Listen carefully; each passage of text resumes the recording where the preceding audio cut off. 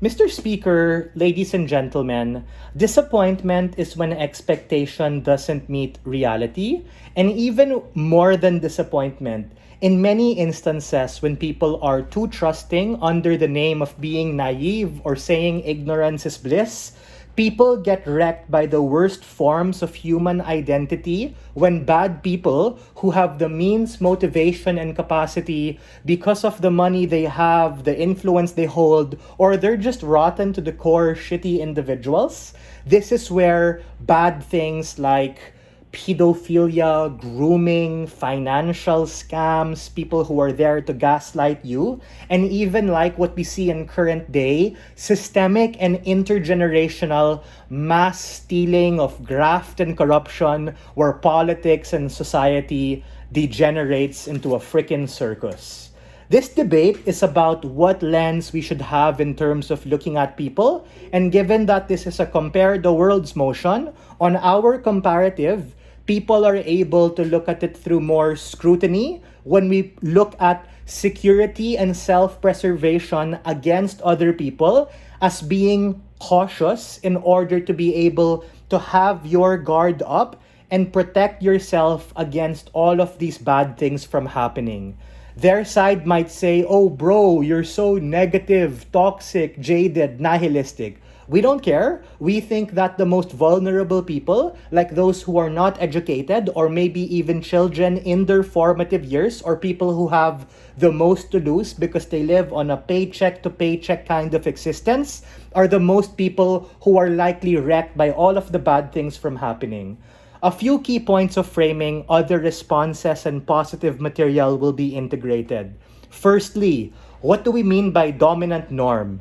Three things here. Number one, this is something indoctrinated in you from your family and your community, meaning you become potentially more skeptical compared to other kinds of people, and they tell you at a young age that people are inherently imperfect, and as a consequence, you need to be able to protect yourselves, ask them to prove they're good before you trust people willy-nilly, and this in itself is something that you're taught in your formative years to protect children.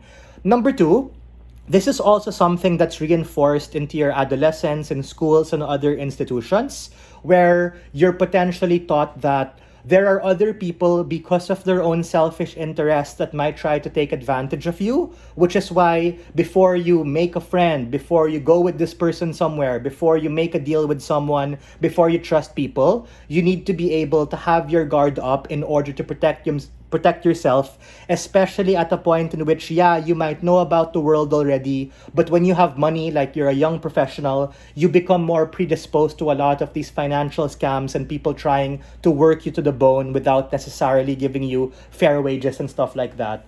Thirdly, it's something we're gonna perpetuate as a norm on like social media, as a narrative that would exist in the society, which mean that people on average are gonna be like locked into these things.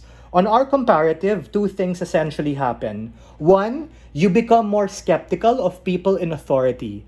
This ties to my pre-oration when I talked about how people who have the means, motivation, and capacity, like those with money, those with connections, those with political power, are now seen to a higher regard in terms of their proof to be able to prove that they're not a bad particular person or a piece of shit who's trying to exploit you. The second thing here is that social interactions, especially when it's bound up in relations of power, demand them to prove their positive material because from the get-go, you are portrayed as sus or sketch until you prove otherwise. Side opposition might say, oh no, you become like Eeyore, society's so bad vibes, toxic, sketchy, etc. We don't care, right? Like, I think that on our side, we're willing to bite the trade-off of like less quantity but more quality when people are able to suss out and filter red flags, etc., and not be too trusting willy-nilly. It's on their side where they have to defend people being overly delulu, people potentially being uto-uto, and on their side, people being naive to the point that they believe, you're human, we're from planet Earth, you must be nice, I'm nice, you're nice, all good. On their side, you comparatively get more predisposed to to the worst forms of people and the harms that can happen because people are forwarding their own interest, etc. On our side, those bad people still exist, but we have our guard up against them, meaning they're less likely to penetrate our social spheres, our circles, and our lives. Second thing I want to talk about is how can good people shine on our side of the house? Number one, people on both sides, especially our side, are still gonna be self-interested, self-motivated. You know, Psychology 101, Maslow's hierarchy.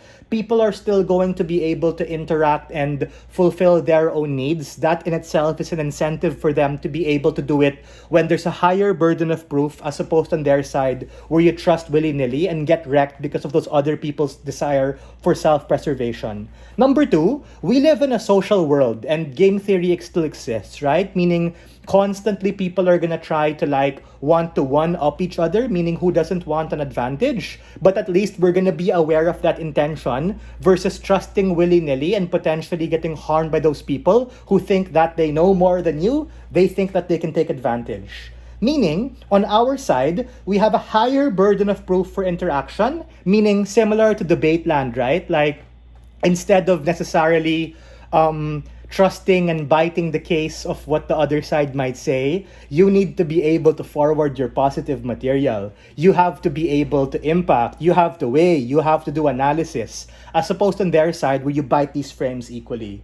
Meaning, on our side, exemplars are still gonna exist, right? Good people will still exist, but it's actually on our side where these good people can shine amidst all of these people thinking that they're sketch. So if you're someone who's an entrepreneur or you're a politician or you're someone wanting to be a good person, you're going to want to improve your positive material or the way you portray and explain yourself through data and fact and not just relying on vibes, relying on cults of personality, which is exactly where people in status quo get completely wrecked because, oh, this person looks nice, they sound nice, they must be nice. On our side, social, economic, and political expectations of people in power are better off, and they can ultimately protect themselves against the worst forms of people. We are very proud to open this debate and stand on side prop. Thank you.